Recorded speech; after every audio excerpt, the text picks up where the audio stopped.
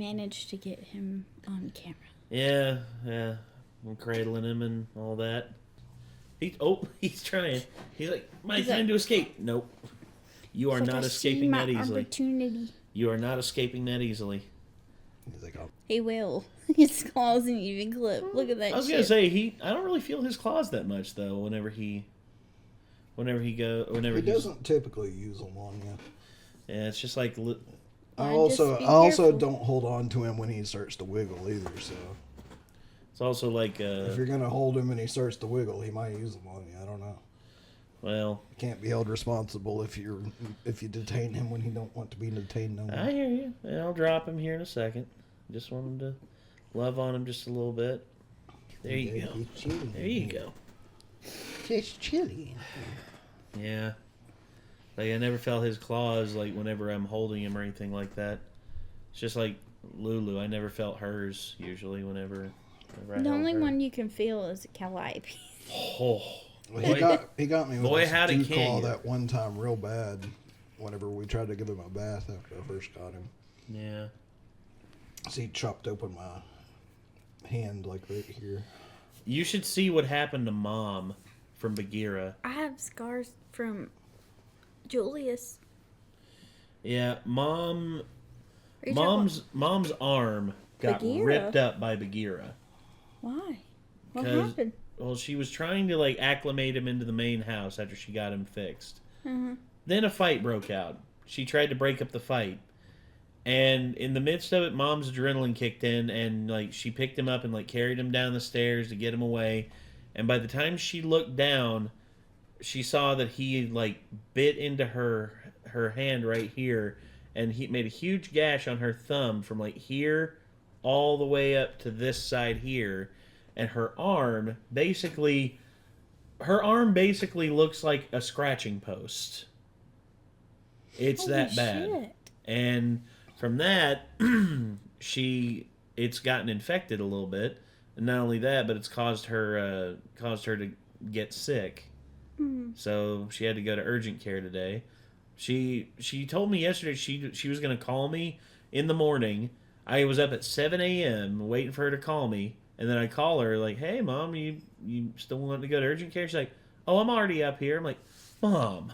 Just too proud for her own good. But she says she's doing better now. But, yeah, it's just unfortunate. Yeah, I guess let's go ahead and jump into this episode before we get, before, any more catastrophes happen. Yeah. So this is Conflict at Baschool. So... here we are. Did something happen? No, sir. It's nothing. Oh. It's amazing how uncanny his timing is. Poor Hayate. He knows. Yeah, he knows something's up. Ah! There was someone right over there! There was? Wait for us! I made a wall. Damn it, they're trying to lose us. Nice. Well, that's one way to do it. Places.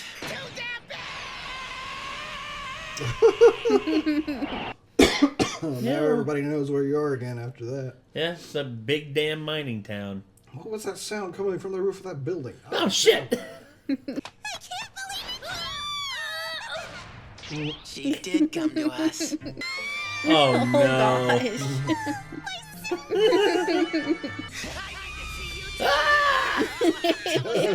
Little demon. Let me out, Al! Oh, sorry. Oh, Sorry. Winry. No, it's not like that. Well, technically the woman was inside him instead of... Never mind. That's still weird. Why am I explaining this like I was cheating on her or something? Hey, May, you shouldn't go running off like that. Dr. Marco. How could you have forgotten Yoki, the great proprietor of Usewell? Rather easily. Are you sure we've actually met? How cruel! And after you destroyed my life. Huh? Yeah. Little did I know, it was an ingenious deception. Basically, yeah, fool's gold. All of the gold that you gave me has turned to I stone. wish they would subtitle the Japanese. Yeah, it would be nice. Hold on, let's see. Nah, it's already on. I don't know why. Yeah, it turned to stone. and basically he was left with nothing. So he came there to demand the deed back, but turned out he already gave it back to like one of the original like owners of the town.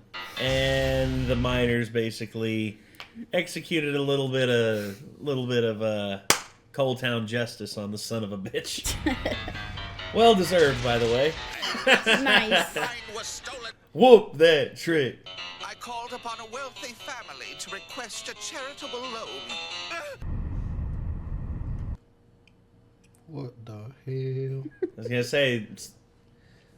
say, man, this is Alex Reese Armstrong's cousins, Brunhilde and Helga. Oh, look who it is! Oh, Never mind.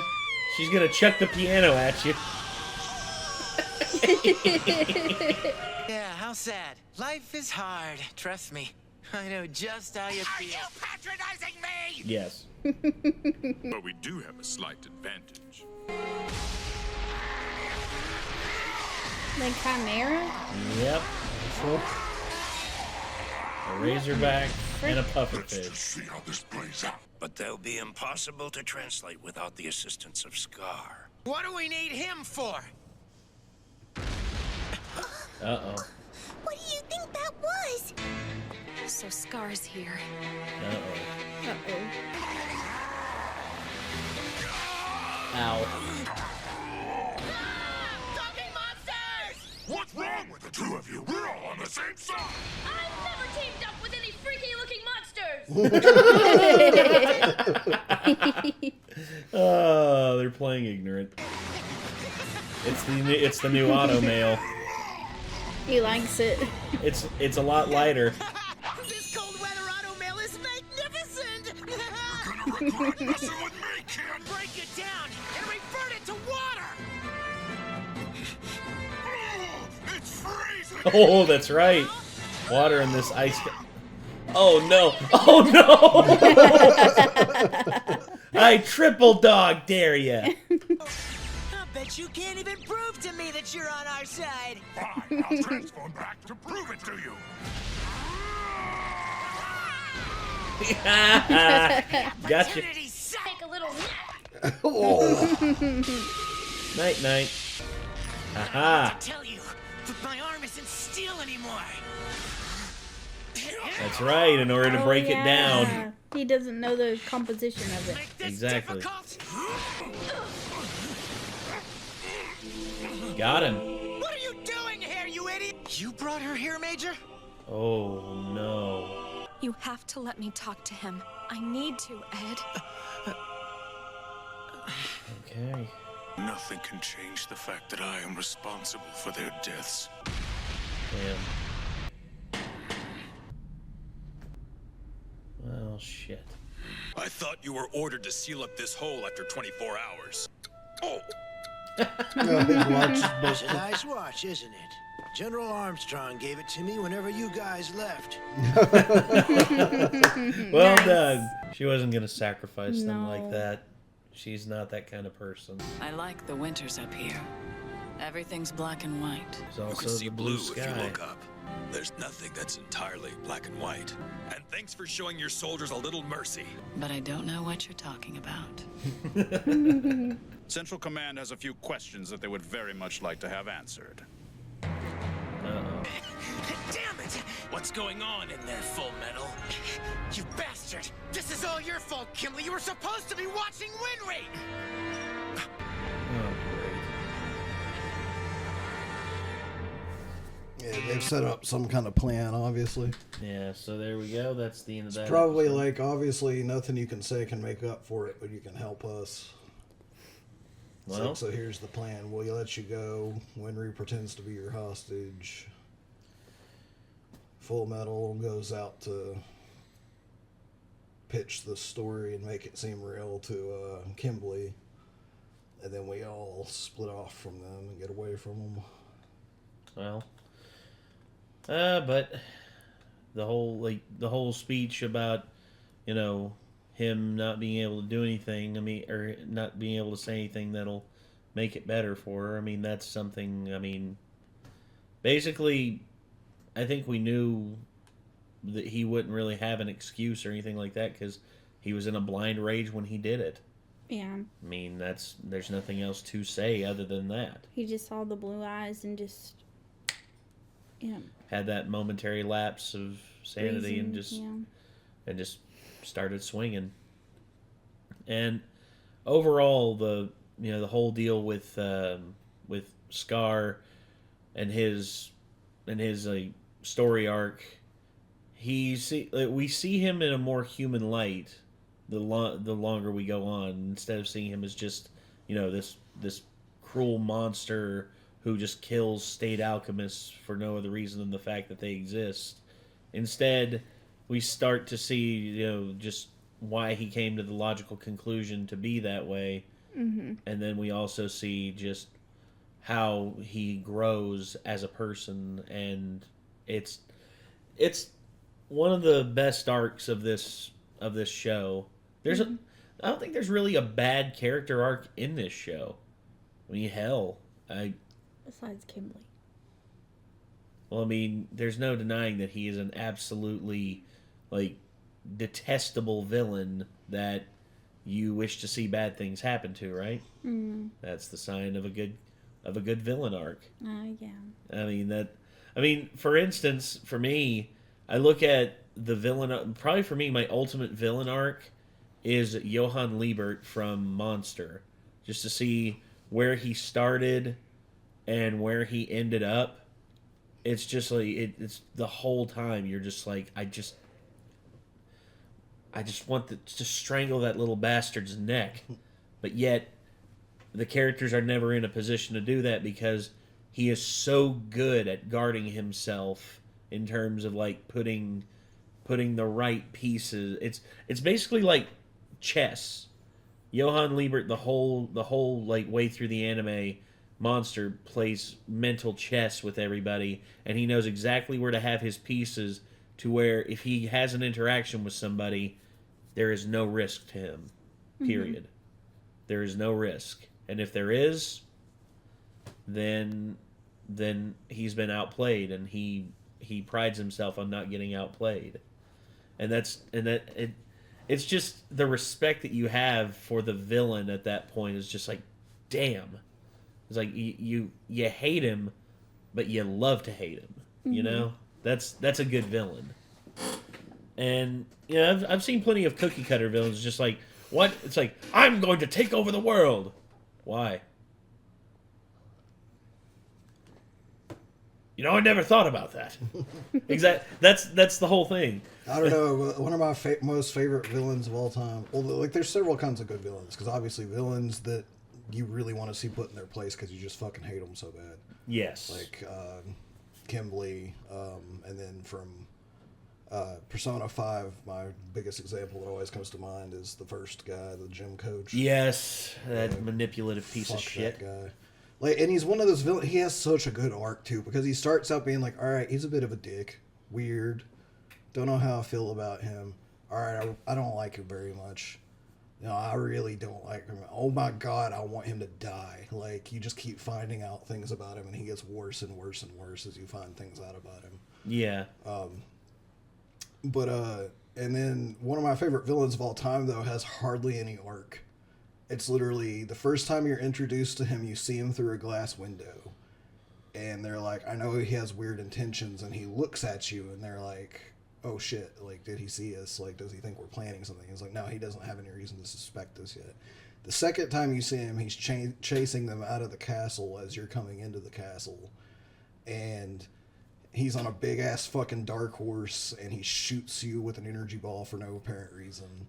And then, I know exactly what you're talking about. And then he rides off after them. He's just basically brushes you off. Get the fuck out of my way, peon, pretty much, Mm-hmm. You're talking. And then you go into the future, and you see that he's literally turned everything into a desolate fucking, necropolis, and just everything's awful and horrible. And come to find out, when you get to the end, he's done it all just purely for power from this, ancient, power thing that is split into 3 pieces, but you have one of the pieces, and the princess has one of the pieces as well. I know the villain you're talking about. And literally, he's just basically like, fuck you because I want power, and it's so simple, like, and simplistic, but like his boss fight and everything about him, he's just so menacing, and like, he's like, all right, come on, fight me, and he's just fucking floating in the air, like throwing energy balls and shit at you, and then when you beat him, he falls over, and you're like, all right, and then it's like, oh shit, he's trying to like use the last bit of his power to bring the castle down around us. We have to get out. You run out, and then he still busts out of the rubble and comes back and uses the fucking power to turn it into this giant fucking monster. That's like it. That's all there is to him. But he's so amazing. Like, I love everything about him for some reason. Those of you, should we say? It should be pretty fucking obvious to anybody who's played that game who I'm talking about. But, it's Ganondorf. Yeah, it's Ocarina of Time specifically because, peering in through the window and him like having that little glance at you. Yeah. But it's just like, huh. And then later on, the characters are literally kids when that happens too. So it's like, it's not like he suspects they're going to be able to do anything to thwart his plans. And then he looks, and then whenever later on, whenever you finally approach the castle. I forgot to mention that the whole time that you're walking up the little spiral staircase to the top of his castle to finally confront him, he's playing a fucking pipe organ. Yes. So like the music's getting louder and louder.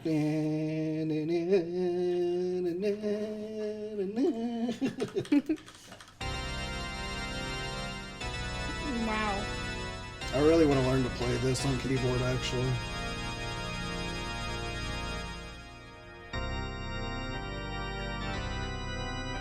And it just gets louder and louder the more you go up. It's unbelievable. And cool. And then you get to the top, and then he stops, and then he turns around. Stops playing to turn around and talk to you. Yeah, it's like, damn. It's so good. Also, Ocarina of Time 3D, the updated version. When were you going to get that on Switch? God dang it. Yeah. You asshole. You need to give us that. The definitive edition of the game. Just put it on the dang Switch. Please, por favor. Anyway, yeah, we've ranted enough. He does appear one other time. After you thought he chased them out of the castle, when you go in and pull the Master Sword, he steps back out because he actually followed you in, and he's like, yeah, I tricked you into basically doing what I wanted you to this whole time. Yeah.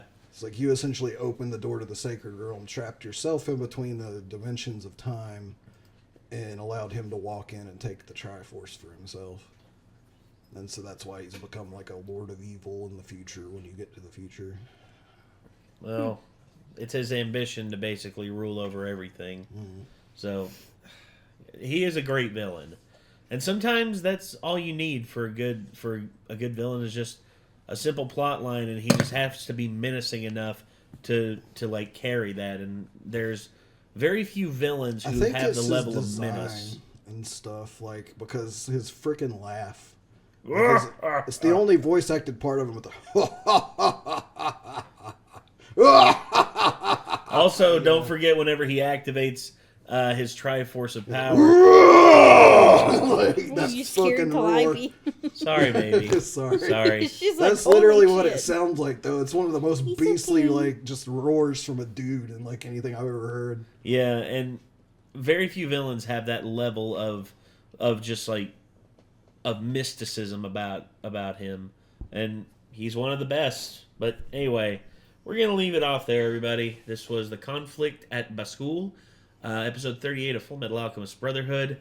Dear Lord, we're creeping closer and closer to the end of this thing, and I'm just in awe of how quickly we're getting through it. But anyway, thank you again for tuning in, everyone. We will see you in the next one. I'm Nate. I'm Kate. I'm Nick. And Calliope. Yeah, we'll see you in the next one, everybody. Peace.